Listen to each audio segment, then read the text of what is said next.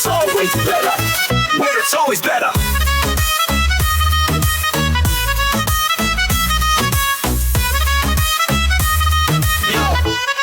Yo, सुबह का सूरज या शाम का रंग, we bring you joy हर जुबान का धन।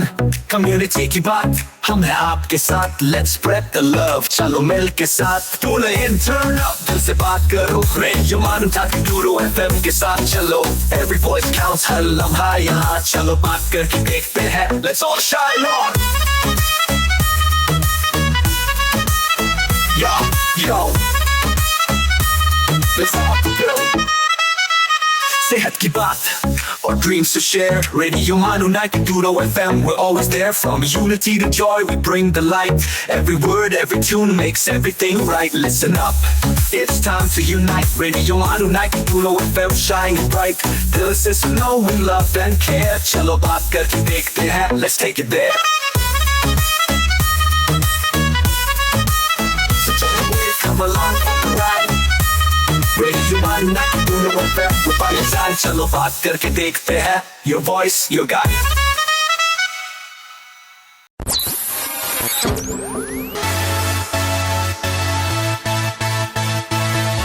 आप सुन रहे हैं रेडियो मानू 90.0 FM। चलो बात करके देखते हैं।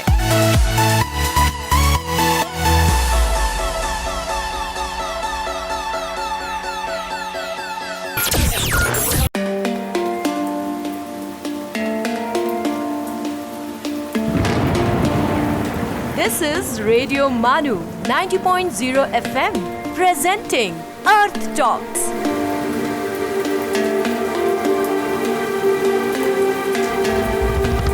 आदाब दोस्तों, मैं हूं आरजे श्रद्धा और आप सुन रहे हैं रेडियो मानू 90.0 FM का नेचर शो अर्थ टॉक्स।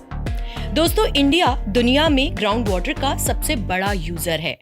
हमारे मुल्क की तकरीबन 1.4 बिलियन आबादी के लिए ग्राउंड वाटर एक बुनियादी ज़रूरत है, लेकिन पिछले कुछ दशकों में इसके बेहिसाब इस्तेमाल और मैनेजमेंट में लापरवाही की वजह से इस कीमती रिसोर्स पर बेपनाह दबाव बढ़ता ही जा रहा है। आज मुल्क के कई हिस्सों में पानी की किल्लत एक संगीन मसला बनती जा रही है। जब डैम्स, लेक्स और रिवर्स में पानी की सतह कम हो जाती है दोस्तों, तब यही ग्राउंड वाटर हम सबका सबसे बड़ा सहारा बन जाता है। एक्वीफर्स में जमीन के नीचे महफूज ये पानी पीने के पानी से लेकर इरिगेशन तक हम सबकी ज़रूरतें पूरी करता है। वाटर स्ट्रेस के दौरान ये एक नेचुरल बफर की तरह काम करता है और घरों, किसानों और इंडस्ट्रीज को राहत पहुंचाता है।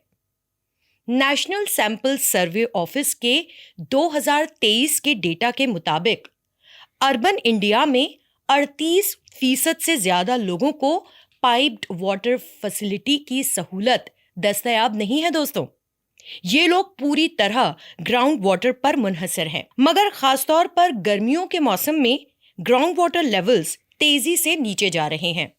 यूनियन मिनिस्ट्री ऑफ जल शक्ति की तरफ से जारी की गई dynamic ground water resource assessment report 2024 ने हैदराबाद के अंडरग्राउंड वाटर रिजर्व्स पर शदीद दबाव की निशानदेही की है। हर साल गर्मियों के आगाज के साथ मुल्क के मुख्तलिफ इलाकों में लोग बकेट्स और कैंस लेकर प्राइवेट वाटर टैंकर के इंतजार में लंबी कतारों में खड़े नजर आते हैं।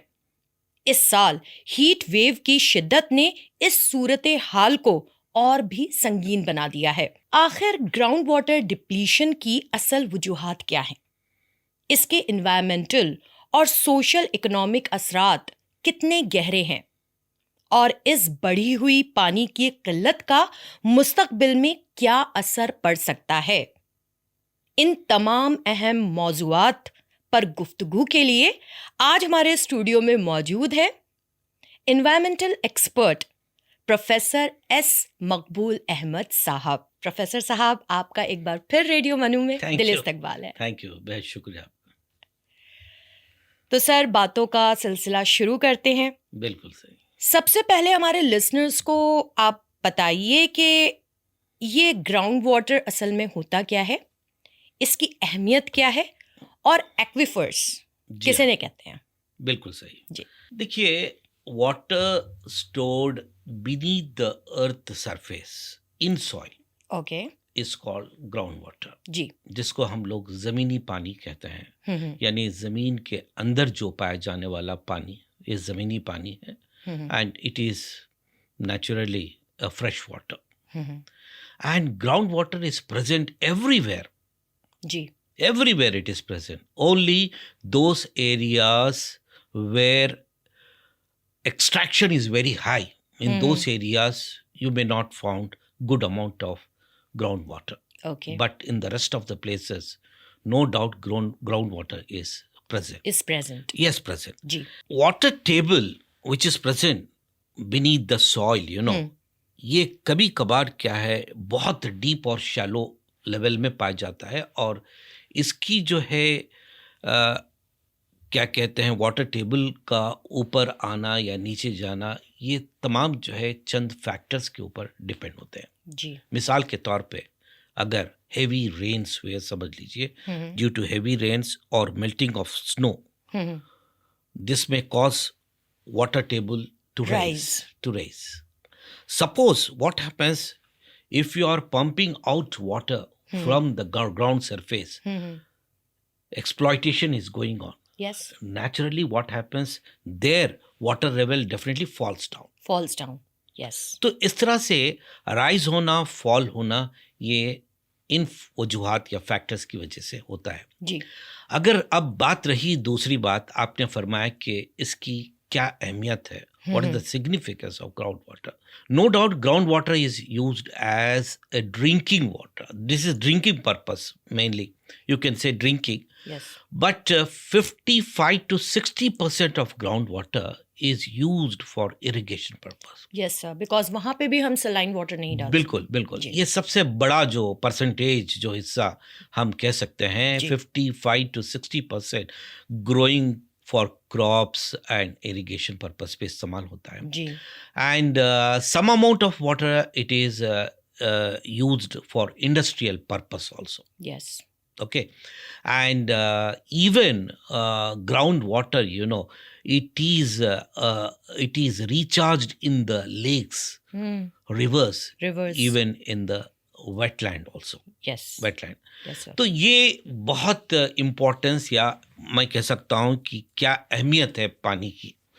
तो एक तो सबसे बड़ा मैंने बताया कि फ्रेश वाटर की तरह इस्तेमाल करते हैं, और दूसरा जो है आपको मैं बताया कि इंडस्ट्रियल पर्पस के लिए भी, इरिगेशन के लिए, इरिगेशन सबसे के लिए, पीने के लिए। बिल्कुल जी। अब रही बात आपके सवाल में जो है तीसरा पार्ट ये था कि एक्विफर्स। जी। एक्विफर्स और अंडरग्राउंड लेयर्स ऑफ सॉइल और rock which hold ground water, which holds ground water. तो लेकिन ये क्या है, एक नेचुरल रिजर्वायर की तरह रहेंगे। ये कुदरती रिजर्वायर्स हैं एक्वाफर्स जी। और जैसा रेन होती है तो ये रिचार्ज हो जाते हैं। बिल्कुल। और एक्वाफर्स से जो है प्राइमरी सोर्स हम ऐसा कह सकते हैं कि ये फ्रेश वाटर ड्रिंकिंग है, अभी ने मैंने बताया इरिगेशन है, और इवन इंडस्ट्रियल पर्पस के लिए भी है जी।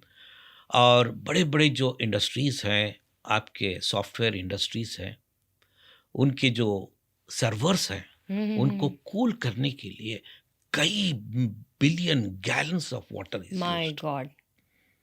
बड़े बड़े कंपनीज, जितने भी सॉफ्टवेयर कंपनीज हैं, इतना मतलब उनके जो सर्वर्स हैं हीट अप हो जाते हैं, गर्म हो जाते हैं। एक ऐसा सिस्टम है वहाँ पर जो है पानी का इस्तेमाल बेइंतहा हो रहा। तो यहाँ पर जो है ये पानी का इस्तेमाल, इसमें ग्राउंड वाटर इधर भी जो है थोड़ी सा एक्सप्लॉयटेशन में जा रहा है, और वाटर टेबल जो है वो फॉल होता जा रहा। बिल्कुल सही फरमाया आपने। तो ये जो है ग्राउंड वाटर की अहमियत है, और एक्विफर्स के बारे में मैंने आपको बताया जी। इस तरह से बहुत शुक्रिया आपका।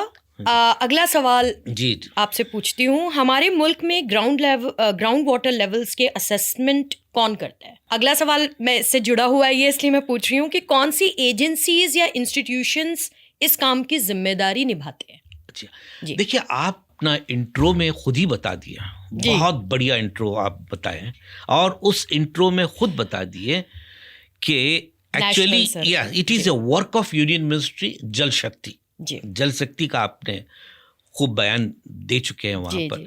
तो ये होता क्या है कि dynamic ground water resource of country being annually assessed by central government as well as the state government, दोनों आपस में मिलकर इसका ग्राउंड वाटर लेवल का जो है असेसमेंट करते हैं।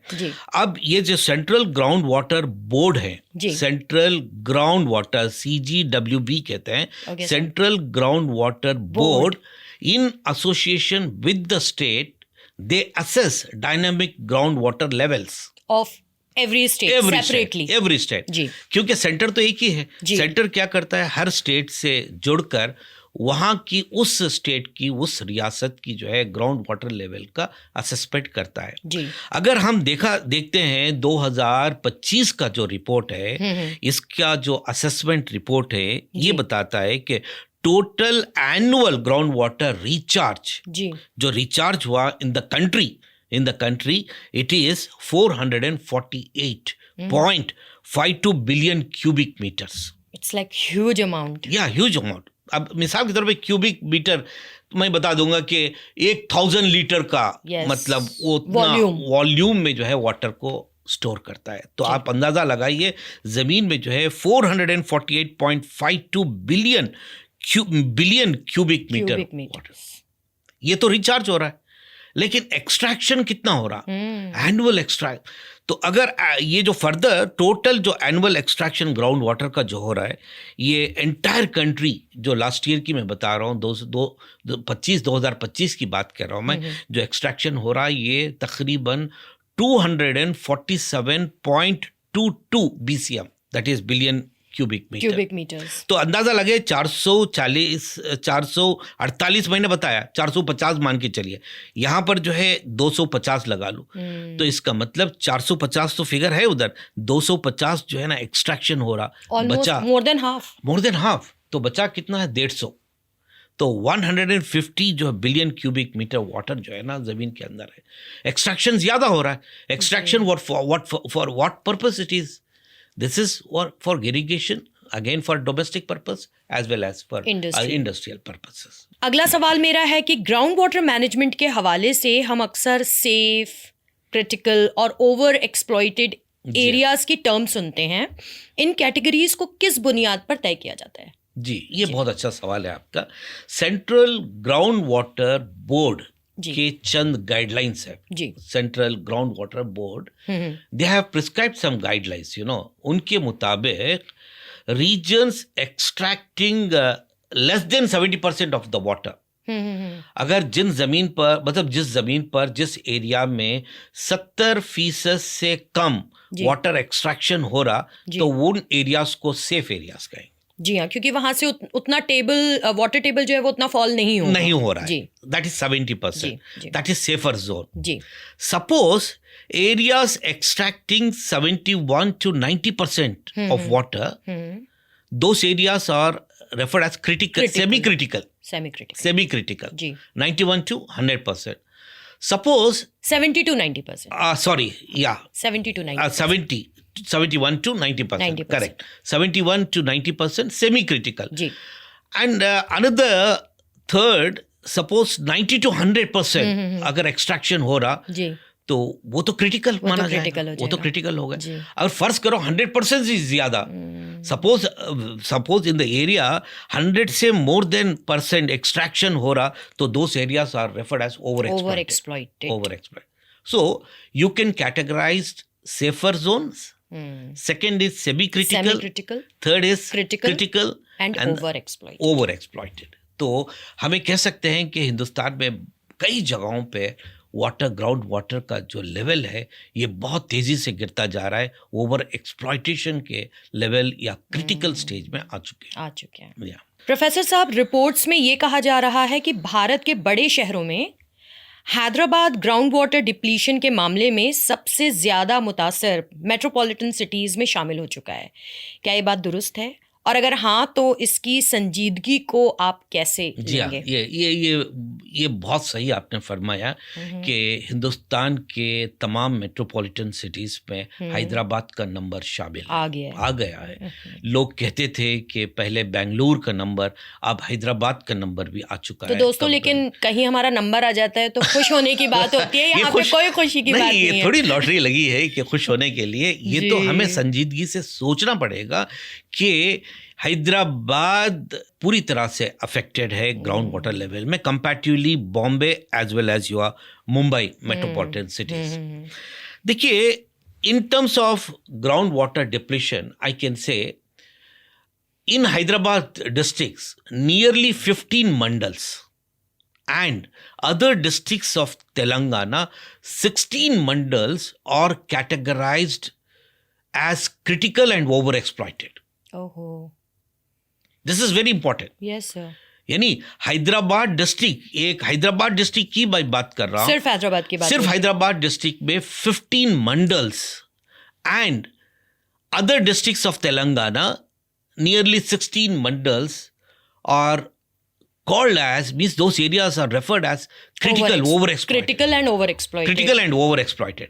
अगर हम बात करेंगे कि भाई कौन से ऐसे क्रिटिकल ओवर एक्सप्लॉइटेड एरियाज है हैदराबाद, तो कह सकते हैं कि इवन सिकंदराबाद है, आपका मुशीराबाद है, सईदाबाद है, और your Himayat Nagar is there, Ameerpet area is there, even Shaikpet area, Nampally, all these areas, you know, they are coming under critical and overexploited. Even like Medchal, मलकाजीगिरी और रंगारेड्डी डिस्ट्रिक्ट्स में भी देखा गया कि 10 डिस्ट्रिक्ट्स में देखा गया तकरीबन 10 बंडल्स जो हैं मुतासिर हो जाए। यानी यही क्रिटिकल और critical as well as over exploited category में पहुंच चुके हैं। सर मैं डर रही थी कि आप गच्ची बौली का नाम ना लें। गच्ची बोली, बल्कि आप शेखपेट तो बहुत करीब है, आप है। कह सकते हैं कि भाई ये जमीन से पूरा कनेक्टेड है, बिल्कुल। और पंजाब राजस्थान, आज का नया रिपोर्ट बताता है कि अगर स्टेट वाइज अगर देखते हैं हम, तो पंजाब, राजस्थान और हरियाणा स्टेट में जो है ग्राउंड वाटर लेवल बहुत तेजी से गिर रहा, रिचार्ज कम हो रहा, बल्कि ग्राउंड वाटर लेवल जो है ना वहां पर भी जो है वो वैसे भी सर एरिड एरियाज है ना, एरिड एरियाज, राजस्थान हरियाणा, लेकिन पंजाब तो है, लेकिन पंजाब में भी जो है बहुत कमी देखने को यहाँ मिल रही है। जी। This is the recent report, as you can search in even Google, so you will found these 3 states. बहुत बहुत शुक्रिया सर। छोटे से ब्रेक के बाद दोस्तों हम बात करेंगे हैदराबाद में ग्राउंड वाटर क्राइसिस के सबब और उसके हल पर, कहीं जाइएगा। आप सुन रहे हैं अर्थ टॉक्स, रेडियो मानू 90.0 FM का नेचर शो।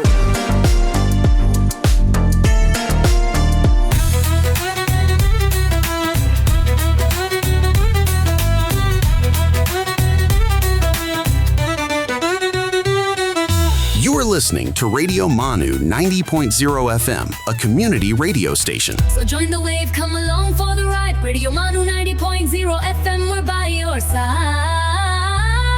चलो बात करके देखते हैं. Your voice, your guide.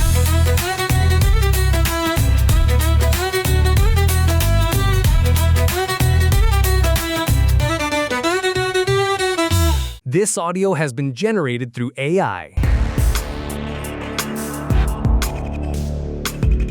Let's listen to History's Mysteries. Hello, क्या मेरी आवाज रिकॉर्ड हो रही है? आज ये सवाल आम लगता है। मोबाइल निकालिए, रिकॉर्ड बटन दबाइए और आवाज हमेशा के लिए महफूज हो जाती है। लेकिन सोचिए, एक जमाना था जब इंसान अपनी आवाज सुन तो सकता था मगर रिकॉर्ड नहीं कर सकता था। फिर एक साइंटिस्ट ने सोचा, अगर आवाज को सुना जा सकता है तो क्या उसे कागज पर लिखा भी जा सकता है? आदाब दोस्तों, आप सुन रहे हैं रेडियो मानू 90.0 FM। आइए आज हिस्ट्रीज मिस्ट्रीज में जानते हैं फोनोग्राफ के बारे में। दोस्तों, फोनोग्राफ दुनिया का पहला डिवाइस था जो साउंड वेव्स को रिकॉर्ड करता था। लेकिन ये रिकॉर्डिंग बजाने के लिए नहीं, बल्कि आवाज की लहरों का विजुअल रिकॉर्ड बनाने के लिए तैयार किया गया था। इस इन्वेंशन के पीछे थे फ्रांस के प्रिंटर, बुक सेलर और इन्वेंटर एडवर्ड लियोन स्कॉट दे मार्टिनविल। साल था 1857। स्कॉट डे मार्टिनविल ने एक ऐसा इंस्ट्रूमेंट बनाया जिसमें एक हॉर्न, एक पतली मेम्ब्रेन और एक ब्रिसल यानी बारीक सुई लगी होती थी। जब कोई बोलता या गाता था तो साउंड वेव्स मेम्ब्रेन को हिलाती थी और ये सुई सूट से काले किए गए कागज पर उन वाइब्रेशंस की लकीरें बना देती थी। यानी पहली बार इंसानी आवाज को देखा जा सकता था। लेकिन एक कमी थी, फोनोग्राफ आवाज को रिकॉर्ड तो कर लेता था, लेकिन उस रिकॉर्डिंग को दोबारा सुनाने का कोई तरीका उस वक्त मौजूद नहीं था। लगभग 20 साल बाद 1877 में थॉमस एल्वा एडिसन ने फोनोग्राफ बनाया। ये दुनिया का पहला ऐसा डिवाइस था जो आवाज को रिकॉर्ड भी कर सकता था और दोबारा सुना भी सकता था। इसी वजह से फोनोग्राफ ने रिकॉर्डिंग टेक्नोलॉजी में एक नया इनकलाब ला दिया। दिलचस्प बात यह है कि 2008 में साइंटिस्ट्स ने मॉडर्न कंप्यूटर टेक्नोलॉजी की मदद से स्कॉट डे मार्टिनविल की 1857 की रिकॉर्डिंग को डिकोड किया। इस तरह दुनिया ने पहली बार लगभग 150 साल पुरानी इंसानी आवाज सुनी। ये रिकॉर्डिंग आज दुनिया की सबसे पुरानी मालूम साउंड रिकॉर्डिंग मानी जाती है।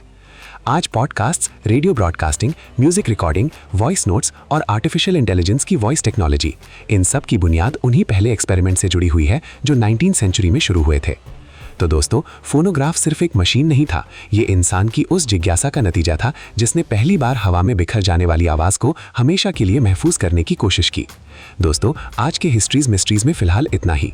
अगली मुलाकात में फिर लेकर आएंगे तारीख के पन्नों से एक और हैरत अंगेज इन्वेंशन, डिस्कवरी या हिस्टोरिकल इवेंट की कहानी। तब तक के लिए सुनते रहिए रेडियो मानू 90.0 FM। चलो बात करके देखते हैं। आप सुन रहे थे हिस्ट्रीज मिस्ट्रीज।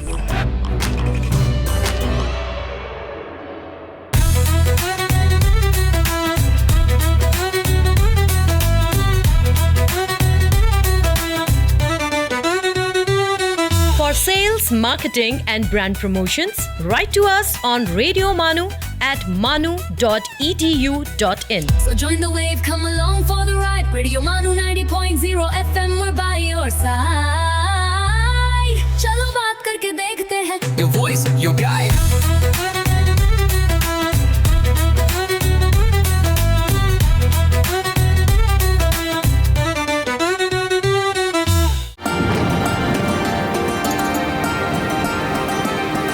सुन रहे हैं अर्थ टॉक्स, रेडियो मानू 90.0 FM का नेचर शो।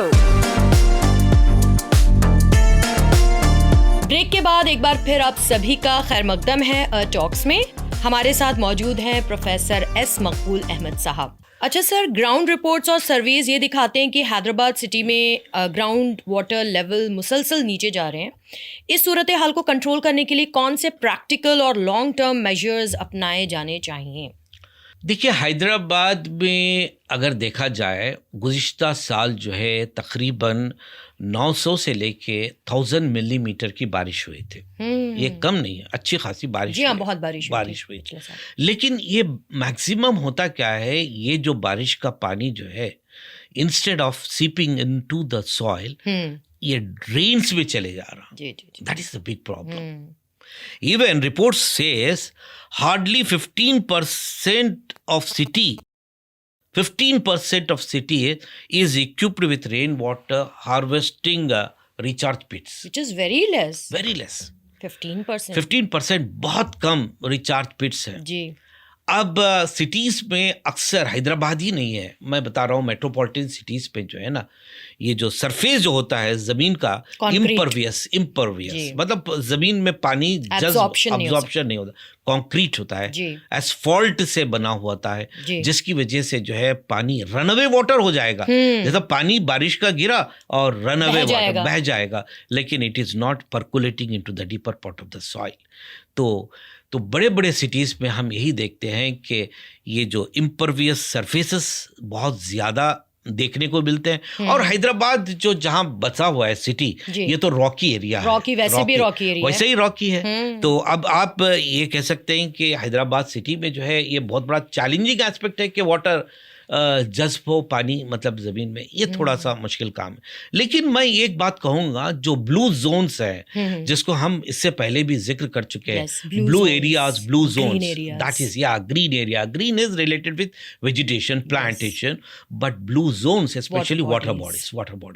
ये वाटर बॉडीज जो है ना, हिंदुस्तान में हो या हैदराबाद की जब बात करेंगे तो ये हैदराबाद में वाटर बॉडीज पहले ज़माने में जितने हुआ करते थे तालाब, वो पूरी तरह से उसका नंबर जो है ना घट गया।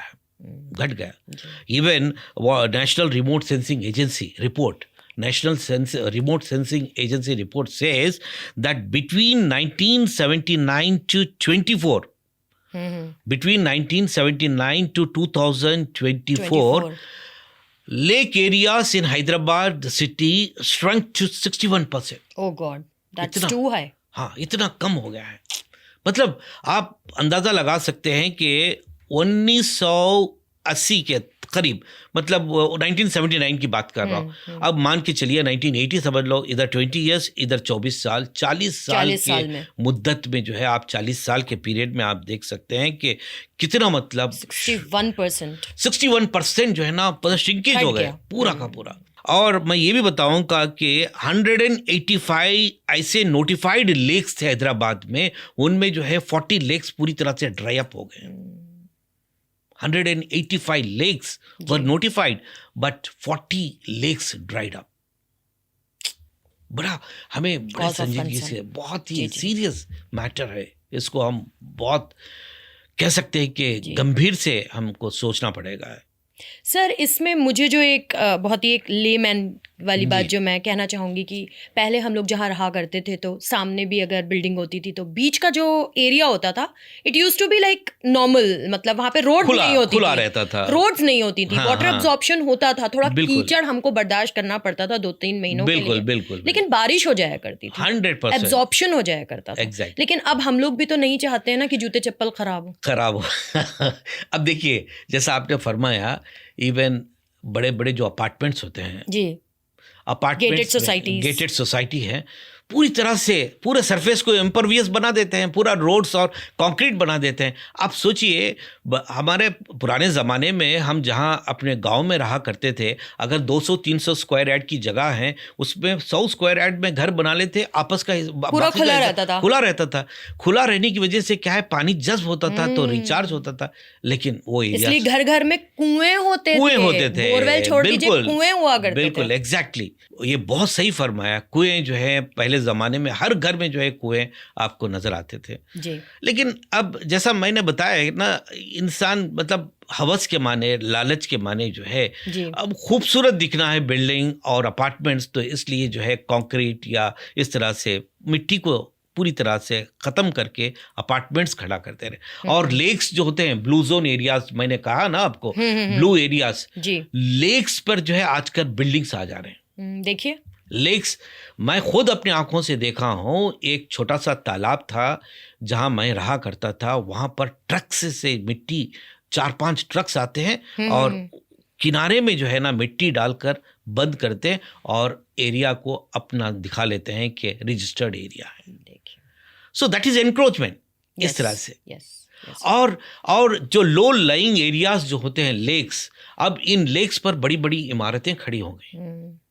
जब बारिश के सीजन में होता क्या है, पानी लो लाइंग एरिया में तो पानी जाएगा ही, तो बिल्डिंग्स में पानी आ जा रहा। लोग कहने लगते हैं कि भाई हमारे बिल्डिंग में, हमारे घरों में पानी आ गया, लेकिन पानी आ गया कहाँ है? वो तो पानी की जगह है, वो अपनी जगह आएगा, आपने वहां बना लिया, वही तो, ये इनकी गलती है। लेकिन पानी की जगह तो सही है, लेकिन लेक्स में भी जो है बड़े बड़े जो इमारतें, बिल्डिंग्स बना ली हैं। जी। एक और छोटे से वक्फे के बाद हम बात करेंगे पानी के टैंकर्स और आम शहरियों के लिए पानी हासिल करने के तरीकों पर। Stay tuned.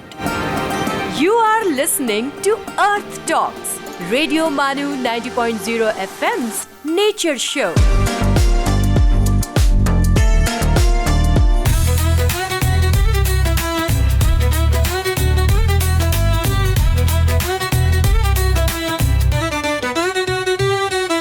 आप सुन रहे हैं रेडियो मानू 90.0 FM, एक community radio station. So join the wave, come along for the ride. Radio Manu 90.0 FM, we're by your side. चलो बात करके करके देखते हैं। Your voice, your guide.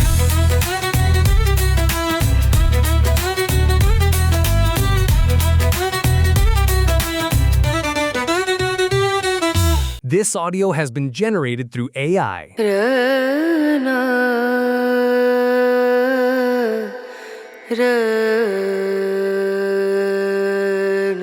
ये है रेडियो मानू 90.0 FM। आइए अब सुनते हैं द माइंडफुल मिनट।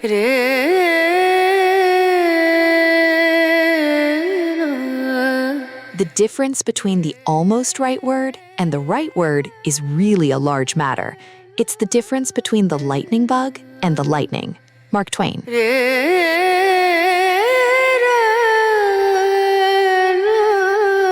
जिसके अंदर सनक नहीं होती वो कभी महान नहीं बन सकता। सुभाष चंद्र बोस।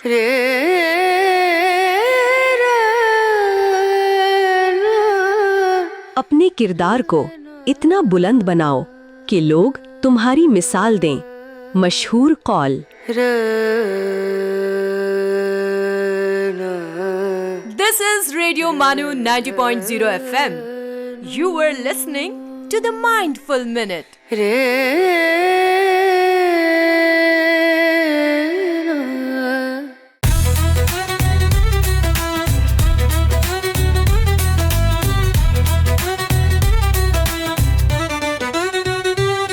सेल्स, मार्केटिंग और ब्रांड प्रमोशंस के लिए हमसे राब्ता करें radiomanu@manu.edu.in पर। So join the wave, come along for the ride. Radio Manu 90.0 FM, we're by your side. चलो बात करके देखते हैं। Your voice, your guide.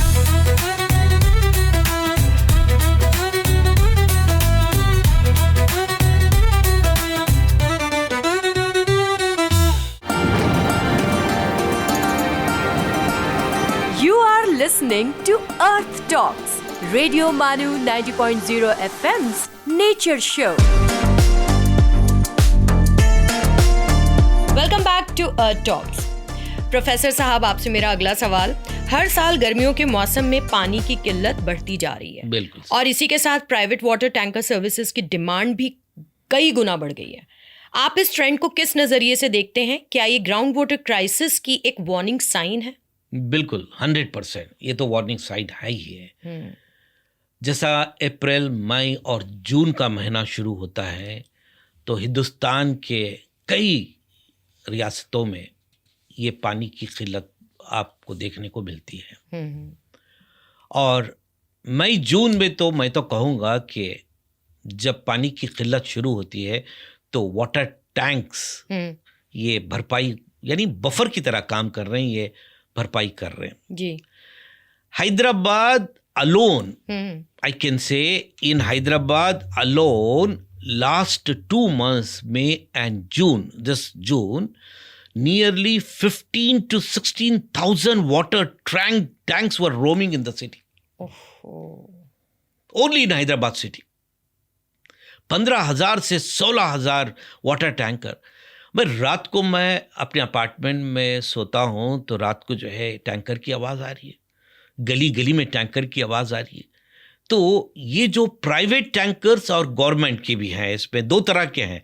Private tankers तो जो है लूट रहे हैं, समझ लो, क्योंकि वो 5,000 लीटर पानी जो है 1,000, 1,200 या 2,000 में चार्ज कर रहे हैं। 2,000 अगर आप गवर्नमेंट में जाएंगे तो बहुत सस्ते दाम पे। सर, वो चलाते भी इतना फास्ट हैं कि काफी सारा पानी तो ऑलरेडी गिर जाता है। सही, उसका तो ढक्कन खुला ही रहता है, हमेशा कोई बंद नहीं रहता। सही कह रहे हैं।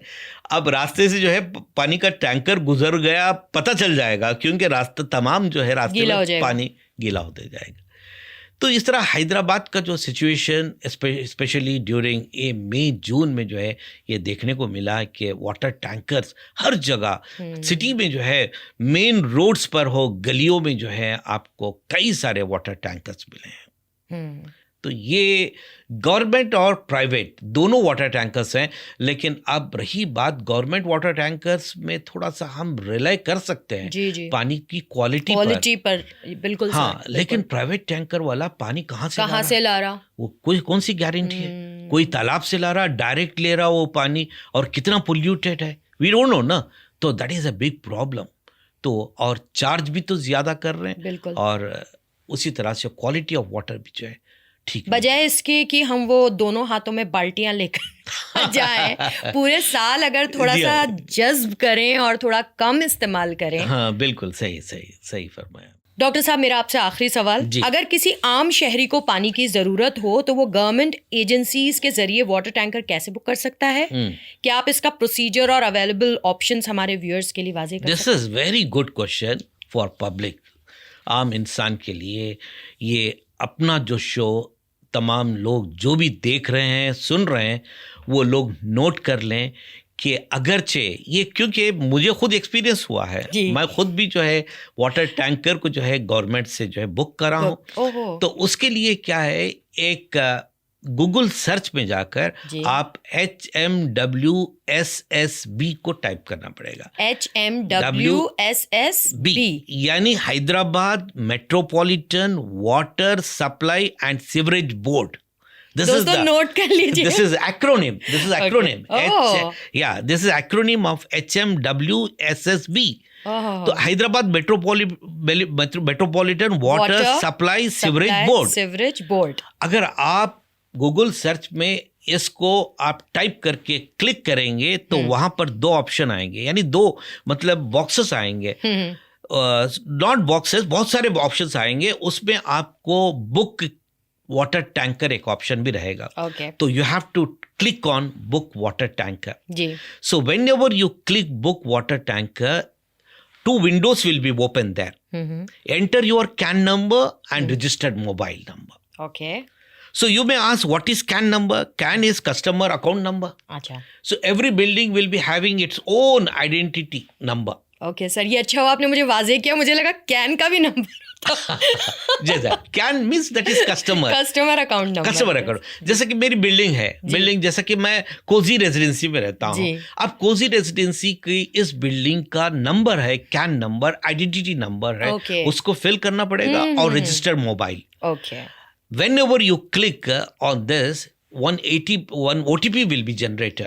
So अपने मोबाइल पे आएगा, या अपने मोबाइल जो रजिस्टर्ड मोबाइल है उस पे आ जाएगा। तो OTP जैसा आता है उसको फिल कर देंगे, OTP एंटर करेंगे तो बस आपका टैंकर बुक हो गया, वाटर टैंकर, और आ भी जाएगा। हाँ, लेकिन अफसोस की बात है जल्द नहीं आएगा। ये मतलब कि आप बुक करेंगे तो 3 या 4 दिन कतार में रहेगा लाइन। वो तो टोकन नंबर देंगे, आपका टोकन नंबर 580 है और एक दिन के बाद 400 होगा और दूसरे तीसरे दिन के बाद 200, 100, इस तरह 85 आया है, 40 आया, तो इस तरह से जो है मतलब घटते हुए। तो सर ये जो टैंकर आएगा, तो हमें पूरा तो लेने की जरूरत नहीं है, हमारी जितनी जरूरत है हम उतना ले सकते हैं। नहीं, वो तो 5000 लीटर, 3000 लीटर, इस तरह से टैंकर्स फिक्स है। अच्छा, तो वहां पे आपको वो भी फिल करना पड़ेगा। बिल्कुल 500 लीटर्स तो 5000 लीटर्स तो कॉमन है। जब आपको 5000 लीटर जो है बहुत सस्ते दाम पे मिलेगा, ये तो 500 रुपीज पे। ये हैदराबाद मेट्रोपॉलिटन जो वाटर सप्लाई है ये बहुत चीप में जो है वाटर सप्लाई हो रही है, 500। लेकिन 3-4 दिन भी लगते हैं। हाँ बिल्कुल, ये 3-4 दिन। लेकिन क्वालिटी पे आप थोड़ा भरोसा कर सकते हैं, क्वालिटी पे भरोसा कर सकते हैं 200%। लेकिन आप प्राइवेट वाटर टैंकर पे जाएंगे तो तुरंत मिल जाएगा, लेकिन वो चार्ज कर रहे 2000-1500 कर रहे, और क्वालिटी पे भी कोई गारंटी नहीं।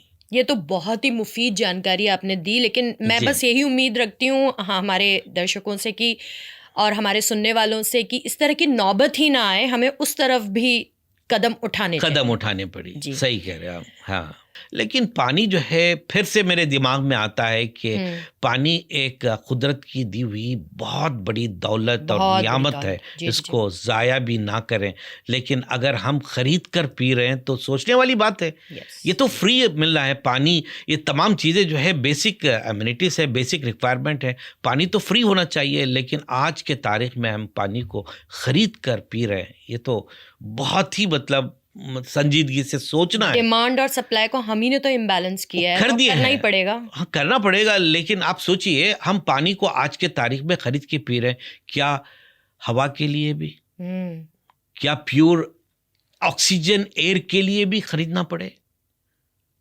तो ये तमाम बातों से मुझे एक कविता श्याम सुंदर अग्रवाल साहब की एक कविता याद आ रही है, जो हिंदी में है। मेरी हिंदी तो इतनी शुद्ध नहीं है, फिर भी जो है मैं आपको सुनाना चाहता हूँ।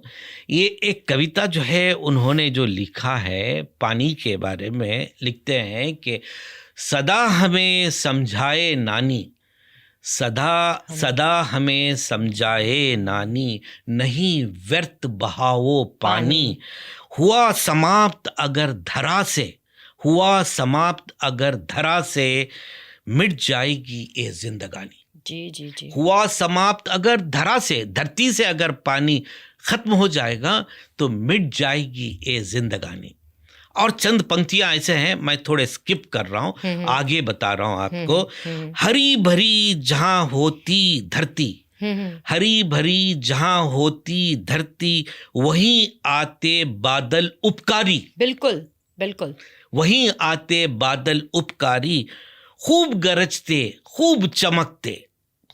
जैसे कि हमारे जो क्या के राहत इंदौरी साहब कहते हैं ना, उनका अंदाज ही कुछ अलग रहता है कि हरी भरी जहां होती धरती, वहीं आते बादल उपकारी, खूब गरजते खूब चमकते और करते वर्षा भारी। श्याम सुंदर अग्रवाल जी की ये कविता, श्याम सुंदर, बहुत ही सुंदर, बहुत बढ़िया है। आखिरी पंक्तियां आपके लिए हैं जी, बल्कि आपके लिए है, सभी हमारे श्रोताओं के लिए है, जो हमारा प्रोग्राम जो देख रहे हैं सभी के लिए है। मैं बहुत रिक्वेस्ट मैनर में ये पंक्तियों को सुना रहा हूँ। हरा भरा रखो इस जग को, हरा भरा रखो इस जग को, वृक्ष तुम खूब लगाओ, हरा भरा रखो इस जग को, वृक्ष खूब लगाओ, तुम खूब लगाओ, पानी है अनमोल रत्न, तुम एक एक बूंद बचाओ। बहुत अच्छा सर, बहुत ही। आई एम श्योर इस पूरे एपिसोड का जो एक एसेंस है वो इस कविता में था। बिल्कुल, मुझे We should be grateful to Shyam सुंदर अग्रवाल जी कि उन्होंने इतना खूबसूरत इसे लिखा है। बिल्कुल सही। एंड ऑफ कोर्स मुझे लगता है कि जैसे हम अपने स्टडी टेबल पे बहुत सारे कोट्स लगा कर रखते हैं, हमें ऐसी जो हमारे घर में जगह है जहाँ पर हम पानी को ज्यादा इस्तेमाल कर सकते हैं, मुझे लगता है वहां पे भी कोट्स लगाने की जरूरत है। बिल्कुल, पानी बचाने के लिए वो कोट देखकर उसको दिमाग में आ जाएगा, तो याद आ जाए कि हमें पानी बचाना है। तो सर, आज आपने ग्राउंड वाटर कंजर्वेशन, हैदराबाद की पानी की सूरत हाल और मुस्तकबिल के चैलेंजेस पर बहुत ही अहम और मालूमात गुफ्तगू की। टॉक्स में शिरकत करने के लिए आपका बहुत बहुत शुक्रिया। Thank you very much. दोस्तों, पानी सिर्फ एक ज़रूरत तो नहीं है और पानी सिर्फ एक रिसोर्स भी नहीं है, बल्कि ज़िंदगी की बुनियाद है। ग्राउंड वाटर को बचाना सिर्फ हुकूमत की नहीं बल्कि हम सबकी जिम्मेदारी है। मैं हूँ आरजे श्रद्धा, आप सुन रहे थे अर्थ टॉक्स। अगले एपिसोड में एक और मौजू के साथ हाजिर होंगे, तब तक के लिए शुक्रिया, आदाब। You were listening to Earth Talks on Radio Manu 90.0 FM। चलो बात करके देखते हैं।